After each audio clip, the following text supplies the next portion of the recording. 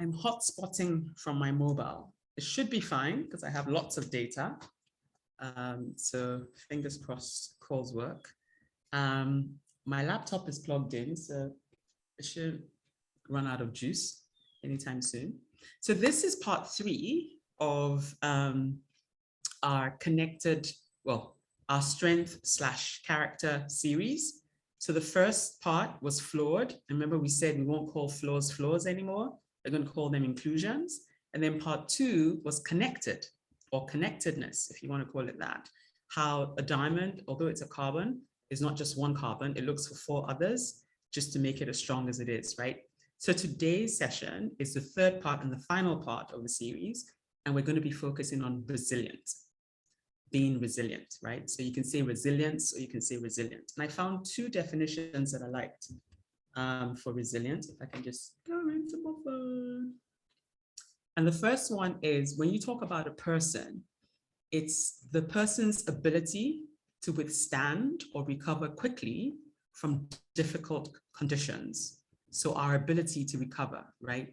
But when you're talking about an inanimate object, it's the ability of that object to recoil or spring back into its original shape after bending, stretching, or being compressed. So if we think again back to our diamond, a diamond is inanimate. It goes through a lot of pressure in the ground, in the dark, to form the strength that it has. So it's resilient. And guess what? There's only one other thing that can cut or break a diamond. Another diamond, right? So it's resilient. There's nothing else that can crush it. It's unconquerable. And that comes from the Greek word adamas. And adamas means cannot be conquered, cannot be broken, unless it's another diamond that does the breaking or the cutting, right? So for anybody who's joining us, Virginia, I see you just joined us. We are on the John Lavinia Success Mastermind platform, and this is the final part of the strength/character series, and we're going to be talking about resilience today. And I've given 2 definitions, and I like them both because sometimes we need to bounce back from whatever life throws at us, and sometimes we need to be able to endure certain stressful situations, right? And that's what that word refers to. How well do we handle those curveballs, those lemons that life will throw at us, right? Let's just agree right off the bat, life will throw curveballs, life will throw lemons. Now, you're going to make lemonade or you're going to have a pity party, right? Are you going to smash those balls for a 6 right out of the park? Are you going to score a home run? Or are you going to let the ball come crashing into your shoulder, your forehead, your knee, whatever? Or are you just going to keep dodging the balls that come, right? So we're talking about resilience today. And the first thing I wanted to say is we all have the ability in us to bounce back from any of those conditions. So whether it's lemonade, we have the ability to make lemonade. It's not hard. We have the ability to come back stronger, wiser, more connected, unconquerable, like the diamond, because that's been our illustration right through the 3-part series. So so it's kind of like 5 or 6 subheadings under resilience that I'm going to be talking about. And the first one is the stress factor. Now, a diamond underground, like I said, goes through a lot of pressure. It doesn't happen in lights. A diamond is formed in darkness. And most of the time, it's several kilometers in the ground, right? It only comes to the surface when it's already formed as a diamond and when somebody goes and mines the diamond, right? But while it's underground, all that shaping, all that strength building, all that character, all that brilliance that we love, those tough little beauties that we like to see them, we like to see the light shining through them. All of that happens in darkness, way, way down underground, right? So for some of us, we might be going through stressful situations. And what I will say is those situations are going to help us build emotional muscle. Because to go through life, whether as an entrepreneur, a business owner, a mother, a father, a husband, a wife, a friend, we all need those pressure moments because that's when we build our metal, our muscle that we can rely on when things don't go according to plan. So that's the first important thing. Stress is good, right?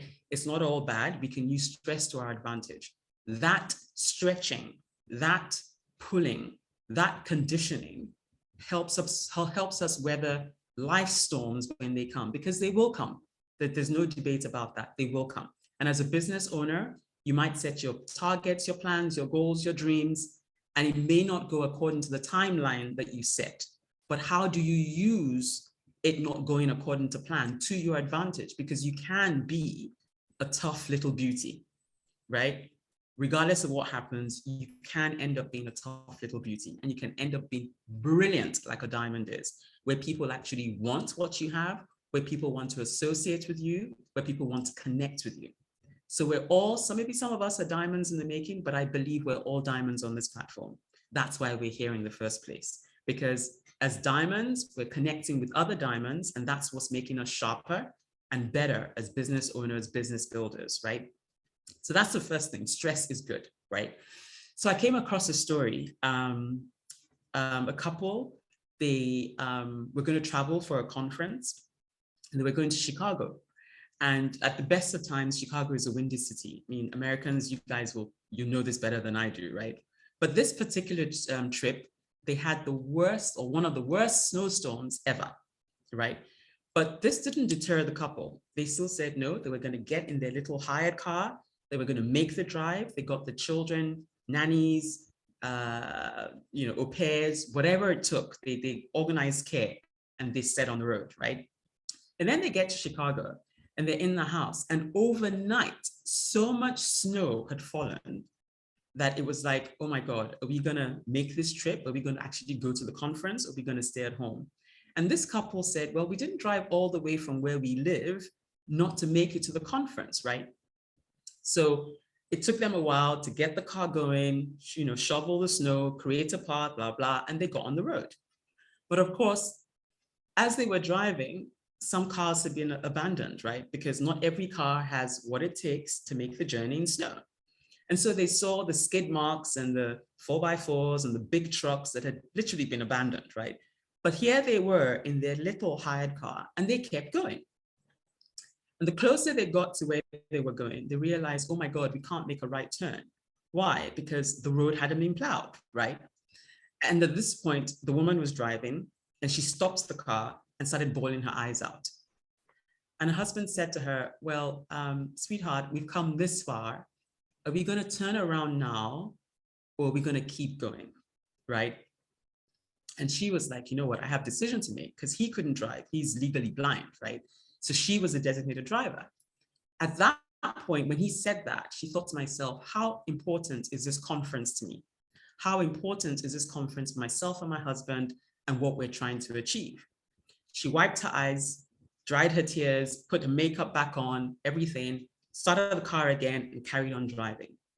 Little did they know that at the conference, they brought out all their snow plows, and they had shoveled all the snow out of the way, right? So the second they got to the venue, it was smooth sailing. Now, what if when she started crying, she decided she was going to turn around and go back to their hotel and not bother making it to the conference, right? So that was the first aha moment, the first nice surprise. There was no snow to be had. Everything had been shoveled. The streets to the conference center were brilliantly swept away, right? And then they got to the conference itself, and they had on a spread like you cannot believe. They had pastries, they had tea, they had coffee, they had fruit platters, you name it. They were received like kings and queens. Well, guess what? They walked in there feeling like $1 million, feeling like VVVVVIP, right? People at this conference. And that conference was a life-changing event. So that's just a story of one couple saying to themselves, we're going to make it to a conference. And they had lots of stressful moments, lots of obstacles, lots of reasons why they should have turned around or even not ventured on the trip at all, right? Talk about stress, right? You've organized care for your kids, you've hired a car, you've done the drive, and then you get the worst snowstorm possible, right? And then at each part of the journey, they could have turned around. When they couldn't make the right turn, they could have gone back to the hotel. When they saw all the other cars slipping and sliding and abandoned on the roadside, they could have turned around. When she had that meltdown, she could have turned around, right? But they kept going, right? And this story is going to feature through the rest of this talk today. So remember this story. So stress, what I'm saying, is good for us. So that's the first thing I want to say, stress factor. It gives us emotional muscle. Diamonds are unconquerable because, I mean, the way they're shaped under pressure underground, nothing else can break them. Nothing else can cut them except another diamond, right? So that's the first subtitle, the stress factor. The second one I want to talk about, and this goes back to one of our definitions, is bounce back ability. Now, I love this word. I use this word to describe myself all the time, right? How many of us as parents, as friends, as teachers, as mentors, whatever other roles we occupy, actually give people strategies to cope with stressful moments? Or do we just want to bail our children out? Or do we blame the teachers for giving them homework that's too hard, right? When I talk about bounce back ability, are you an enabler of people to stay in the rut, to give up and say, you know what, it's too hard, I'm not going further? Or are we that person that would help them navigate that rut, navigate that stressful condition, and say, you know what, how about trying this strategy? How about trying that strategy to get them to where they want to go, right? So this is food for thought. What role do you play? Do you enable people to give up on their dreams, on their goals, or do you actually help them come up with strategies to navigate those difficult moments? So bounce back ability. Are you a throw in the towel kind of person? Or are you a, you know what, this is not going to hold me down kind of person? Yes, I may be down, but I'm not out. What kind of person are you? Right? Are you the parent who's going to bail your children out of every tough situation? Blame the school, blame the teacher, blame the homework, blame the whatever? Or are you one parent that's going to say to that kid, you know what, you've got what it takes, you're smart enough, go try and figure it out? Or you give them little tips, give them little clues, but then let them do the hard work for themselves. What kind of friend are you? Are you somebody who attends the pity party and provides the tissues? Or are you the one that's going to say, girlfriend, you've got this. I know you've got what it takes to get through this. Are you going to help them navigate that difficult situation? So that's the second subheading, bounce back ability. I love that word. And then the third one I want to talk about is being prepared. Like I said earlier on, life is going to throw us curveballs. We're going to get lemons thrown at us, right? But as long as we know that's going to happen, it's not going to take us by surprise when it happens. If we know that life is going to be stressful, they're going to be those stress moments, we know they're going to come. That way, we're kind of like expecting them in a way. And when they come, we know what to do with them because we've kind of like anticipated that something could go wrong. So we got a plan B, we got a plan C. We surrounded ourselves with people that will give us advice or strategies or help us navigate those difficult moments, right? So we're prepared. We do all we can. We never know what life is going to throw at us. Nobody knows the exact detail, exact time of how something's going to play out. But if we understand broad strokes, that we will get curveballs and we will get lemons, then at least we know we should have our recipe for our lemonade at hand. So that when that happens, we can make our lemonade and have a lemonade party as opposed to having a pity party. Or when life throws that curveball, we have our bat ready. And because we've been practicing hitting balls, the possibility of hitting one out of the park or hitting a home run is better than if we hadn't been practicing. So that's called preparation, being prepared, right? So that's the third subheading. So we've gone stress factors. Stress is good for us, and it gives us that ability to create our emotional muscle. We've spoken about bounce back ability, my favorite word of the moment. And then now we've spoken about being prepared, right? So those are three subheadings under resilience, if you want to try and like follow what I'm saying. Then the fourth one is an endurance test. Because sometimes those curveballs or those lemons are not just for a moment. They're not a minute long. They're not for 5 minutes. They're not even for an hour, right? Sometimes it can be a season of our lives, right? So if we go back to the story, the husband in the story that I told is legally blind. When did he get his diagnosis? He got it at the age of 25, right? So growing up as a teen, he could never see in low light. And he just went for a routine checkup, just a routine eye test one day. And luckily for them, they were here in the UK, and they went to Moorgate Eye Hospital, which is probably the top, or one of the top teaching hospitals when it comes to eye, care and eye health and all of that. And he got to see a top consultant there. And of course, they ran all the tests. And when he was getting the prognosis, a nurse came in with her guide dog along with a consultant. And when they saw that, they were like, uh-oh, it doesn't look like the prognosis is going to be good, right? So he was already expecting, he knew he had a history of poor eyesight, but he wasn't expecting the grave news when it came. But the doctor came with his aide, with her guide dog, and they broke the news to him. Can you imagine at the age of 25, getting the news that you are now legally blind? So from that moment on, he was not able to drive, hence why the wife was a designated driver on that conference trip, right? And you can imagine, it's not just the husband going through this diagnosis or going through this news, it's the wife as well. Because suddenly she doesn't have a buddy to go to the cinema with. They can never watch a sunset together. She has to describe what the kids look like as they grow up, right? She needs to describe, she gets a haircut, gets a makeover. He's never going to know what she looks like. He's never going to say, oh, sweetheart, you look gorgeous today. She's never going to get those comments, those praises, those compliments that, I hate to say this, but as a woman, I love to get those, right? From my significant other, right? If she gets a new pair of shoes, he's not going to know the difference from the pair she wore yesterday and the pair she's gone out and bought today. He's not going to see any of that. So he gets the diagnosis that he's never going to see again. But as his wife, she's also going to be going through this with him, right?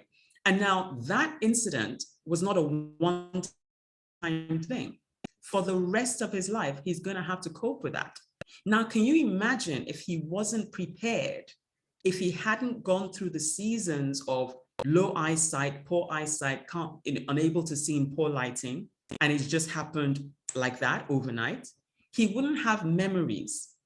And so the way he took the diagnosis was, at least I got to see my wife the day we got married, so I know what she looks like, right? At least I got to see our kids when they were born, so I know what they look like, and I can begin to imagine what they look like the older they grow, right? At least he picked out the house they bought and where they live. So he knows what area, what part of town they live in. He knows how many bedrooms they have. He knows what the color scheme is. He has memories, right? So he was prepared in a way, but still the diagnosis was not easy news. He's going to have to live with this, but not just him, his wife and the rest of his family will have to live with this news for the rest of their lives. So that's where the endurance comes in. And I always say life is not a sprint, it's a marathon, right? So for anybody who thinks building a business, owning a business, running a business, launching a product or a service is going to be a sprint, well, have I got news for you? More like a marathon. So breathe in, breathe out. Be prepared. It's not going to be a stint. It's not a 100-meter dash. It's more like a 10,000-kilometer marathon, right? So pace yourself is what I'm trying to say. It's a test of endurance, right? Not a test of speed. And it's not everybody who's going to get to their end goals at the same time. My pace, your pace are going to be different. But as long as I'm working on my endurance, I'm likely to get to my end goal, right? But if I don't have that, then I'm going to give up halfway through and not complete the task, right? So resilience is about endurance, not about a sprint. So that's another thing I want to talk about in terms of if you're looking at subheadings, right? And then I said diamonds are formed in darkness, right? So it's underground, the diamond is finding other carbons and they're sticking together to form this unbreakable, unconquerable bond, right? Similarly, when we go through those dark moments, that's when we find our diamonds. That's when you're going to know who your real friends are. That's when you're going to find your support structure.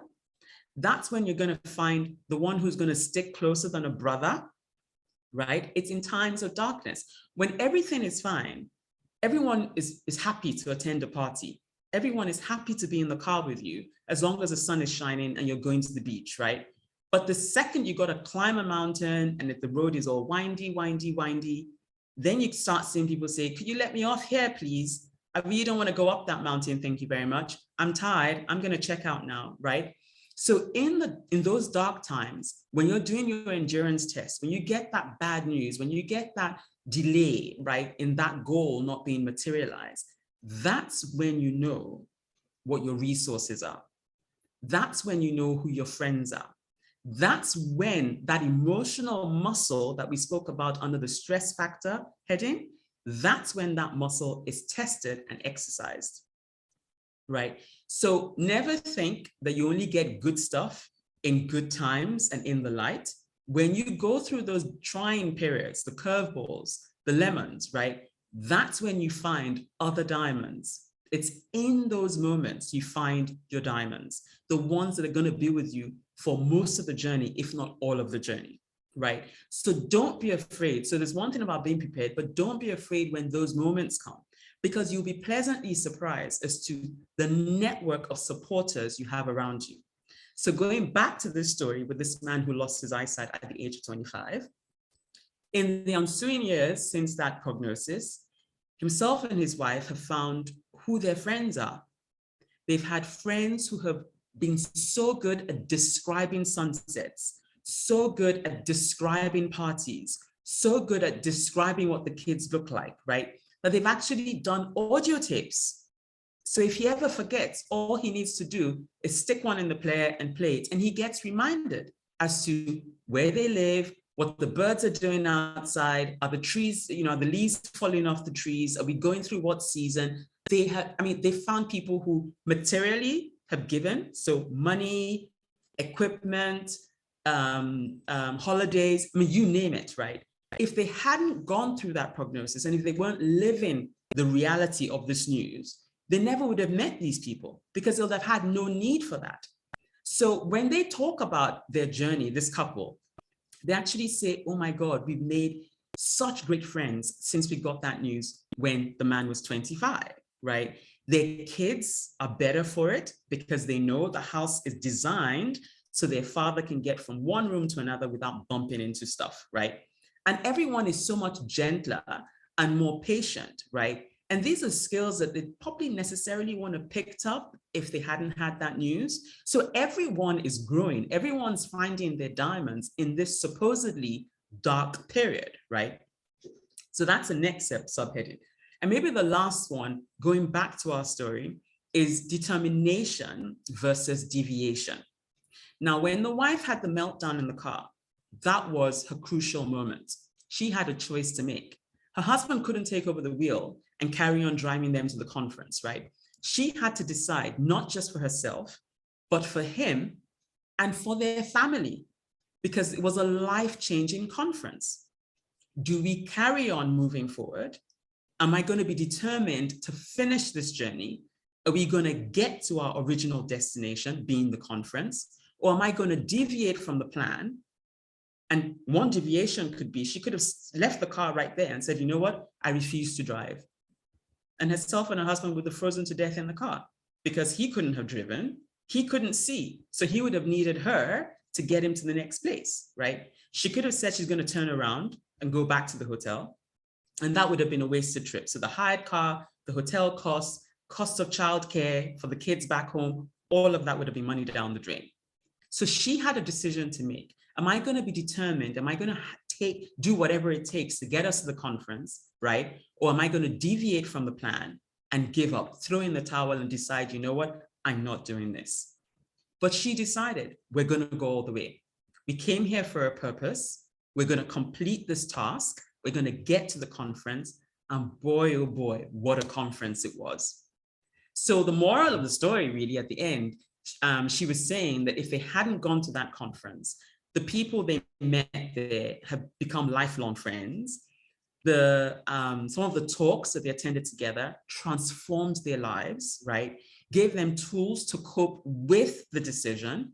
So this period of darkness, it was, priceless what they got out of this one conference. But she had a decision to make. Was she going to be determined to get to the final destination, or was she going to deviate from the plan? So as a recap, we're talking about resilience today.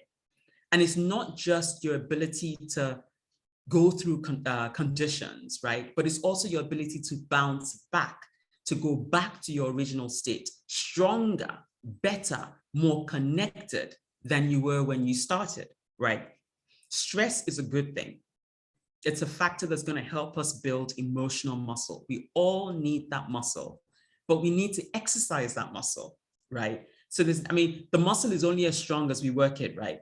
And so the more dark moments, the more curveballs, the more lemons we get, right? More opportunity to make lemonade, I guess, is going to help us work that emotional muscle, right?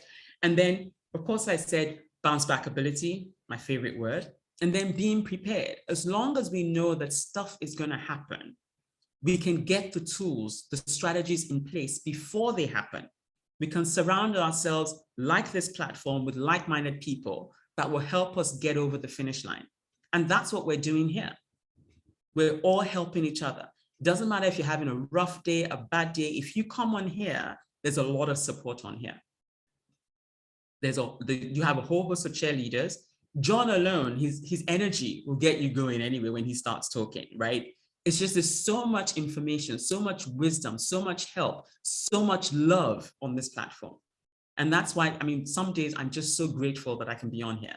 And I know it's my first day at my new job, but I was like, you know what? I ain't missing this for anything, right? Because I had to come see my peeps. Like, this is giving me renewed vigor, renewed strength to go back to my desk and carry on doing what I'm doing. I wasn't going to miss this because I kind of like and ahhed, oh, should I message John and say, can someone cover for me? But I was like, no, how important is this, right? And as soon as I came in this morning, I said, you know what? I've got a call I need to make. I won't take a lunch break. I'd rather use my lunch break to make that call because this is important. This is where I found the diamonds in my life, at least some of them anyway, right? And so for me, this is important. But I was prepared for this. I knew I was starting the job today, but I was like, okay, am I not going to do this because I'm starting a new job? I was like, no, somehow I'll make it work. So I was prepared. So I had my strategy in place. I knew exactly what I was going to say to my new boss, right, when I did this. And then, of course, the endurance test. It's not going to be, a sprint.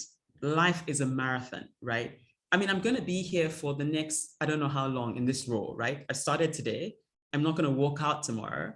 And so the sooner they realize that there's more to me than just the employee number that I am or the new hire that I am today, right? The better. And I intend to start the way I want to continue because I know it's an endurance thing. It's not a sprint. And, this might not always be comfortable in a room like this. I may have to do it on the cuff from somewhere else. But guess what? I'm committed to this. It's an endurance thing. I'm not in it just for now. It's a lot. I've got long vision, long perspective, right? It's not just for today, right? Because I know what this has done for me, right? And then in the darkness, so in those dark moments, I have made some of my best friends ever. I know I've said this before on the platform, but I went through a 7-year stint where I had no fixed address. So I was technically homeless. Everything that I owned that I could hold on to was in a storage unit. From day to day, I had no idea where I was going to sleep that night. But what I did know was in those 7 years, I would never spend one night in my car. I don't know how, but somehow I knew things will never get that bad where I have to sleep in my car. And I kid you not, people I didn't know from a bar of soap have become my places of refuge. I've been on someone's couch. I've been on someone's floor. I've been in someone's study. I've done what, I just rock up with my duvet, my pillows, my blankie, and that's it. And wherever I got that night, that's what I got that night. But guess what? In 7 years, I was never in my car, never out in the cold, never without a bed to sleep on. Yeah, sometimes it was a couch, but it was a fairly comfortable couch. In fact, one of those couches became my bestest mate, where if I was given the choice between the couch and the bed, I chose the couch every time, right? But some of those friends, in fact, all of those people are still in my life today. One of them lives in the US in Virginia. She is a godsend. I go into her home today, she brings me breakfast in bed. That is how precious she's been to me, right? So in my darkest times, I made the best friendships. I found diamonds that I wouldn't have come across otherwise. So even in those dark times, look out for the opportunities to connect with another diamond, because I promise you, they are out there. Don't be on your own. Remember connectedness. You are stronger when you're connected to other people. And that's how I survived those 7 years. For some people, I could only be in their home for a week. But you know what? That was a week that I had somewhere to stay, because they were the only people that week that were offering me a place to stay. And when that week was over, I knew I'd get somewhere else. I didn't know where it was at the time.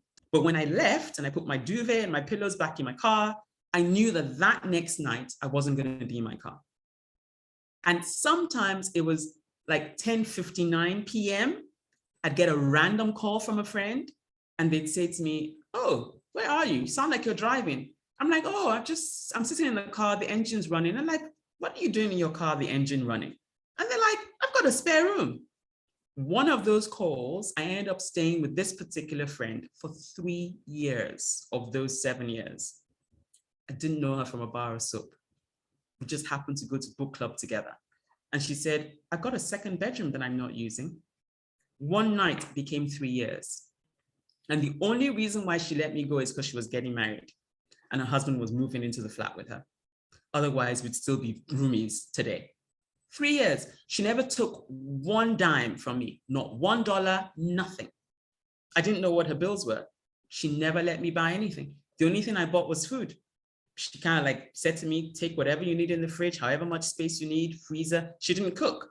So, I mean, I'd make a meal for us and she'd come home and there'd be dinner waiting. And she'd be like, "What, you cooked?" I was like, "Yeah, I cook." 3 years, I never gave her 1 cent. I wouldn't have met her otherwise. So there are diamonds to be found in darkness, is what I was going to say about that. And then determination versus deviation. Oh, I'm telling you, this is day one in a new role. I could have given up searching. I could have given up being open to opportunities, but I knew where I wanted to be. I knew what the next course of action in my career had to be. I never gave up on that dream. I didn't deviate. I didn't go and start a whole new career path in another line of business. No, I stuck with aviation, right? I mean, I could have said, "Oh, you know what, aviation is too hard. You know, who's going to employ it?" And I could have come up with a whole host of excuses, but I stuck it out. And I've been doing this for 11 years now. So much so that they think, "Oh my God, I'm a whiz kid." Day one, everyone's like, "Oh my God, you know so much." But it's because I stuck with it. I was determined that I was going to create an area of expertise for myself, as opposed to deviating and going and starting something else. So that's where I'm coming from resilience today. And I hope that some of what I've shared has made sense or resonated with you. I'd love to hear your thoughts on this. Do you have your own stories? Have you found diamonds in your dark periods? What are your favorite recipes for lemonade? Do you put a twist in it? I mean, I'd like to hear from you guys. So I'm going to zip it up now and listen to you guys.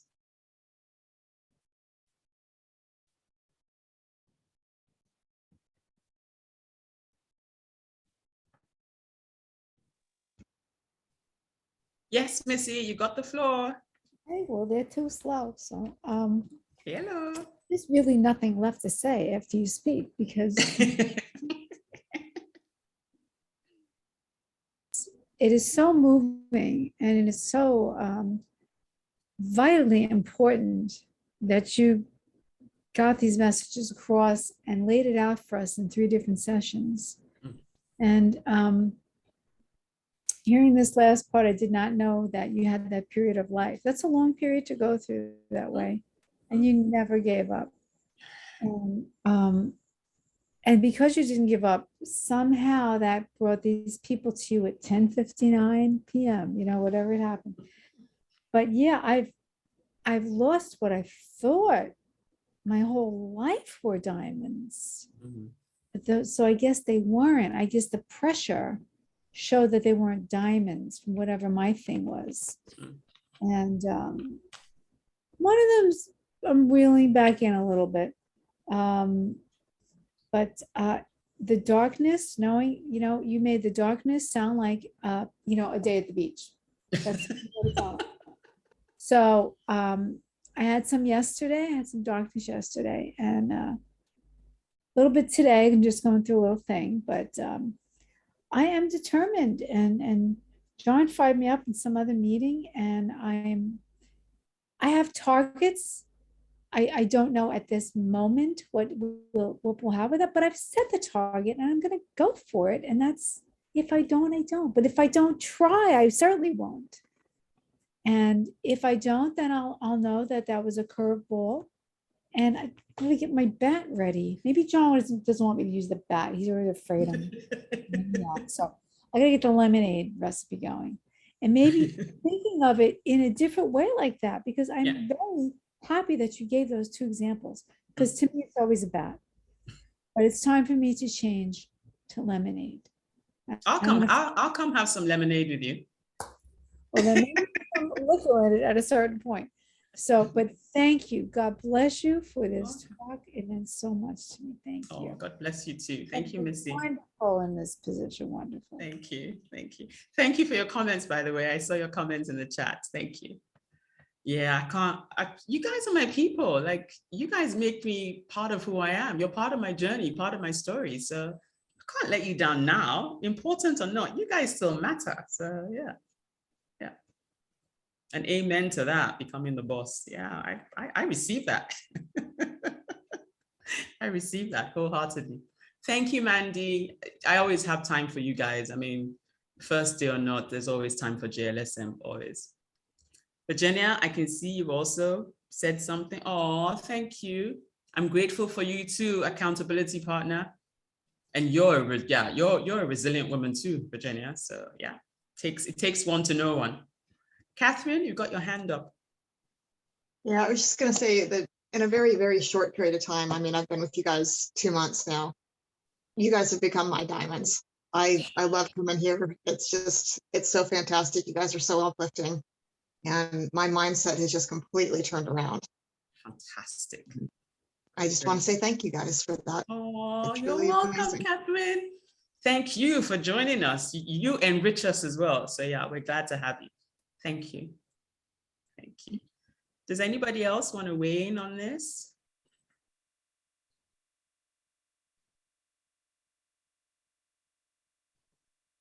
Okay, it's going to be a short one then. It's only because you said it all. There's really. Oh my goodness, Missy. There's always something else to say. Where's John? He always has something to say. He's probably hiding under a table or something. John will put a different spin on it and just yeah. So yeah, so that's what was coming up for me. So that's the third part of the character strength series. So one was our flaws, which we'll now call inclusions. The second one was being connected, and the third one was resilience, right? And all three are characteristics of a diamond. And I believe we're all diamonds here, which is why we're still standing. I mean, we got together for the first time in 2020 as the pandemic was kicking off. And I don't know how many groups have stayed as wholesome and as connected and as powerful as we have.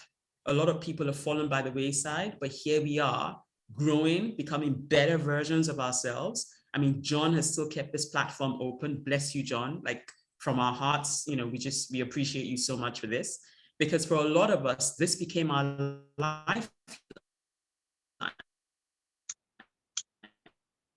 in 2020. And for some of us, I mean, I know I couldn't do without this, which is why I keep coming back for more. I can't get enough of this. Thank you, Gail. I'm glad you agree. Thank you. The world's favorite grandma. Thank you, Gail. You know, so I mean, for a lot of us, I don't know too many groups that have stayed as strong and as relevant as the JLSM platform continues to be. And that's thanks to John for keeping us grounded and keeping it real. I mean, we can come here and actually speak from our hearts. A lot of us have shared our personal stories, and it's a safe space. I mean, I haven't seen or heard that what we've discussed here has been used somewhere else, you know, the wrong way or whatever. So these are people of integrity. I mean, John, it's contagious. You wrote the book. We're sold out on the ethos, and here we are. So, you know, good on you for transferring that knowledge and that belief and that ethical nature to so many of us on here, because I think it's made the difference between who we were two or so years ago and who we are today. So yeah, guys, keep coming back. We can only get bigger. We can only get better. And if there's anybody you think should be part of this conversation, there's no, I can't think of a better place to be, to be a better version of who we are or who we want to be. So thank you so much, John. And thank you everybody who's dialed in today. My first day in the new job. I will keep you posted as to how it's going, but so far so good. Everyone is warm and welcoming. And yeah, I finally got my access card, which is here. I'm sure I can't hold it up with my picture on, but that's it. Just waiting for my systems and stuff to be done, but so far so good. I mean, I don't regret the move. That whole caveat emptor, buyer beware kind of thing. Nah, no regrets. So it's been good. It's been a good decision. So thank you so much, everybody. I don't think we have anything else on the calendar today, but we're back tomorrow, general session, and then we have Books for Britain with Mandy. It's now 8:15 UK time, so I think that's 3:15 Eastern. And then we might have Adrian Garner tomorrow, I think, Life and Business Tools, and then we have Networking Magic. So you only get me today, but we're packed tomorrow. So dial in for however many or all of those sessions tomorrow. And yeah, until I see you all again, thank you so much. Thank you, John. Thank you, thank you, thank you. We'll definitely see you soon, that's for sure. Yeah. Cheers, everybody.